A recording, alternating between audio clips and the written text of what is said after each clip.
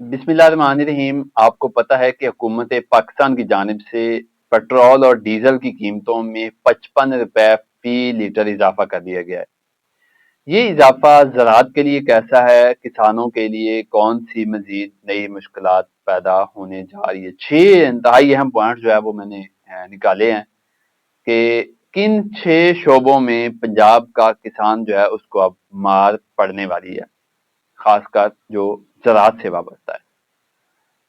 इस सारी खबर पर आगे बढ़ने से पहले अगर अभी तक आपने मेरे चैनल को सब्सक्राइब नहीं किया तो इसको सब्सक्राइब कर लें, वीडियो को लाइक कर लें। ज़राअत पर आने से पहले मैं आपको एक पॉइंट बता दूं कि बीइंग अ कॉमर्स रिपोर्टर मैं इस इशू को गुज़श्ता एक हफ्ते से देख रहा हूं। तमाम जो सेक्टर्स हैं, तमाम जो मुतल्लिका शोबों के रहनुमा हैं, उनसे मेरी बात हुई तो उन सब के मुख्तलिफ पॉइंट ऑफ व्यू थे, लेकिन एक पॉइंट पर वो सारे इकट्ठे थे। अच्छा, वो पॉइंट सबसे पहले मैं बता दूं कि कौन लोग। पाकिस्तान पेट्रोलियम डीलर्स एसोसिएशन के अहदेदारों को मैंने कवर किया। पाकिस्तान पेट्रोल पंप्स एसोसिएशन के अहदेदारों से मेरी बात हुई। Lahore chamber of commerce and industry के सदर और नैब सदर से मेरी मुलाकात हुई, उनसे भी इस मामले पर बात हुई। और किराना मर्चेंट एसोसिएशन के सदर से मेरी बात हुई। इन सब का ये कहना था कि ठीक है, हालात खराब हैं, लेकिन जब पाकिस्तान के पास तकरीबन 20 दिनों से जायद कुछ दिनों का जखीरा भी मौजूद है, तो अभी से पेट्रोल और डीजल की कीमत में 55 रुपए इजाफा करने का जवाब जो है वो बिल्कुल नहीं बनता था। एक बात। दूसरी बात कि हुकूमत ने पेट्रोल की कीमत में इजाफा करने के साथ साथ उसमें 20 रुपए जो लेवी है, पेट्रोलियम लेवी है, उसमें भी इजाफा कर दिया।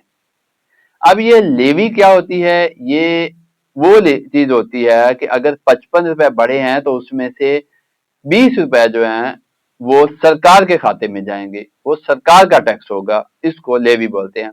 अब देख लें कि जहां बड़े बड़े पेट्रोलियम कंपनी अगर 20 दिनों का जखीरा है तो आप अंदाजा लगा लें कि खाली लाहौर वाले ये कहते हैं कि लाहौर में 30 से 35 लाख लीटर डेली की खपत है, सिर्फ एक लाहौर में। कराची इससे डबल होगा।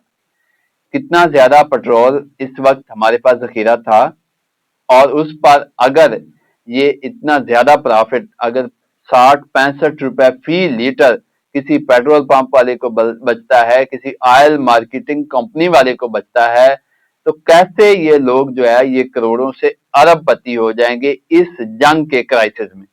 हमेशा ऐसे होता है। कभी यहाँ पे चीनी का क्राइसिस पैदा होकर चीनी मालकान दिहाड़ी लगाते हैं, कभी टमाटर का क्राइसिस पैदा करके टमाटर वाले दिहाड़ी लगाते हैं, कभी मुर्गी का क्राइसिस पैदा करके मुर्गी वाले दिहाड़ी लगाते हैं। यहाँ पर हर चीज में क्राइसिस पैदा करके, मसनूई शॉर्टेज पैदा करके दिहाड़ी लगाई जाती है। हाँ, अगर पेट्रोल का इशू है, सप्लाई का इशू है, तो जब ये स्टॉक खत्म हो जाता है तो आप कीमत बढ़ा देते कि जी अब स्टॉक खत्म हो गया। अभी आपके पास 20 दिन का स्टॉक है। और एक इंतहाई अहम स्टेटमेंट भी चल रही है कि ईरान ये कह रहा है कि मैंने जो बहरा हर्म्स है वहां पर मैंने आबनाए हर्म्स वहां पर मैंने इसराइल और अमेरिका के अलावा किसी भी मुल्क की तिजारत नहीं रोकी। तो इसका मतलब है कि अगले चंद दिनों में यहाँ पर भी पेट्रोल की तफसील हो जाएगी।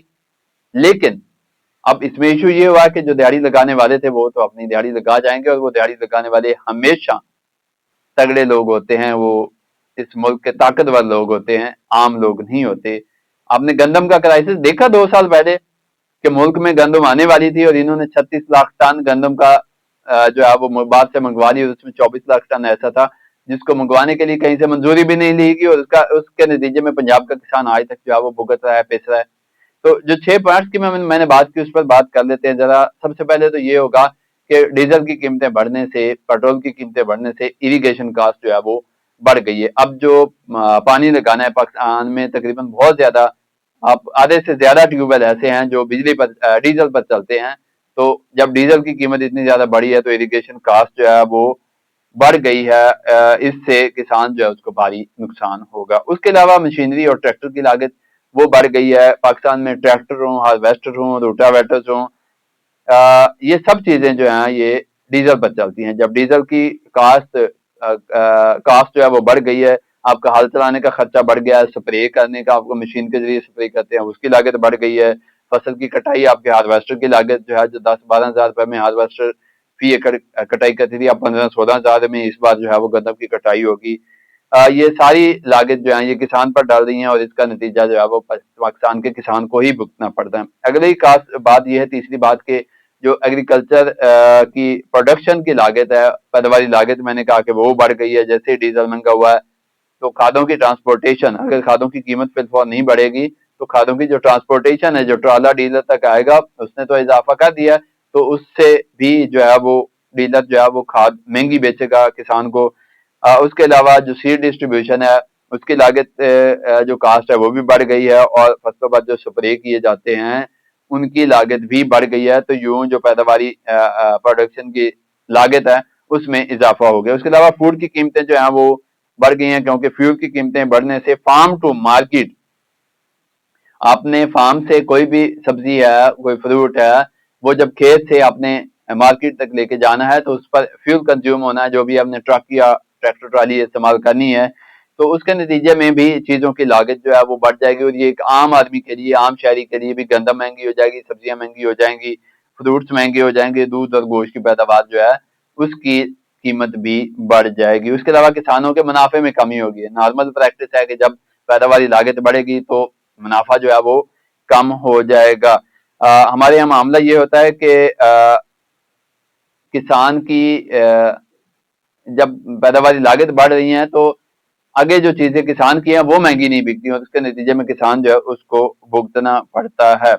اب اس سے ایک بڑا اہم ایشو جو ہے وہ سامنے آئے گا کہ فصلوں کی پیداوار جو ہے وہ کم ہو جائے گی, کیونکہ کسان کی لاگت بڑھ رہی ہے, منافع کم ہو رہا ہے, تو کسان جو ہے اس میں ایک تو اریگیشن جو ہے وہ کم کر دے گا, اریگیشن کم کرنے کے ساتھ ساتھ کھادوں کا استعمال جو ہے وہ کم کر دے گا, اور کچھ زمینوں کو وہ بنجر چھوڑ دے گا, کاشت ہی نہیں کرے گا, کیونکہ اس کے پاس جو ہے وہ پیسے نہیں ہوں گے. تو اس سے جو فصلوں کی پیداوار ہے پاکستان میں وہ بھی کم ہو جائے گی. اور آخر میں ایک انتہائی اہم پوائنٹ ہے کہ دیہاتوں کے اندر جو ہے وہ بے روزگاری بڑھ جائے گی, کیونکہ زراعت کم ہونے سے جب لیبر بھی جو ہے وہ بھی کم ہو جائے گی, تو نتیجہ یہ نکلے گا کہ لوگوں کو جو زراعت سے وابستہ تھے, جو روزگار ان کو دستیاب تھا, وہ ان کو نہیں ملے گا, اور نتیجہ یہ نکلے گا کہ لوگوں میں جو ہے وہ بے روزگاری بڑھ جائے گی. اب اس ایشو کا حل کیا ہے؟ حل یہی ہے کہ جو کسان بھی کر رہے ہیں, حکومت بھی اپنے طور پر کر رہی ہے, کہ ایک تو بجلی والے جو ٹیوب ویل ہیں ان کو ختم کرنا ہوگا, اور دوسرا یہ ہے کہ ان ٹیوب ویلز کو سولر پر منتقل کرنا ہوگا. تو اس سے ایک معمولی سا پورشن جو ہے وہ کسان کا بچ جائے گا. لیکن جو ٹرانسپورٹیشن کی لاگت ہے, جو کھادیں مہنگی ہوگی, جو بیج مہنگے ہوں گے, جو بجلی مہنگی ہوگی, یہ ساری چیزیں جو ہیں وہ کسان پر پڑیں گی, اور نتیجتاً کسان کو جو ہے وہ بھگتنا پڑے گا. مجھے دیجیے اجازت, اللہ حافظ.